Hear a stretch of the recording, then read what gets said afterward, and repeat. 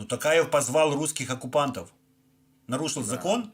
Нарушил закон. 4 статья ОДКБ говорит, что можно вводить войска, если есть внешняя угроза. На Казахстан никто не напал. То есть он вас наебал, как гражданина Казахстана. Ну, знаете, мы были не против то, что это Вы были все не как против. бы... Вы вообще не против, чтобы Казахстан присоединили к России, я правильно понимаю? Я именно нет, не против. Не против.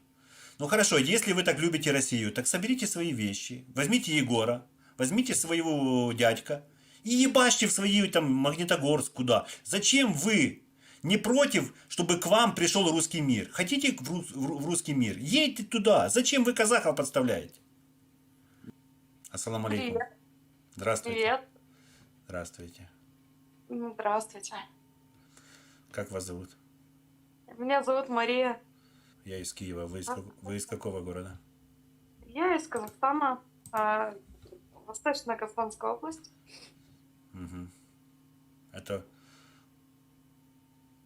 Оскимен. Усть-Каман, да, Усть-Камен, Усть-Каман. А как, А вы... Мария, как правильно? Вот я слышал, многие казахи меня поправляют. Я говорю Усть-Каменогорск. Они говорят, Вася, неправильно ты говоришь. Это правильное название город Оскимен. Вы как считаете? Вообще, изначально было название у него Усть-Каменогорск. Устье каменных гор. Это его правильное название.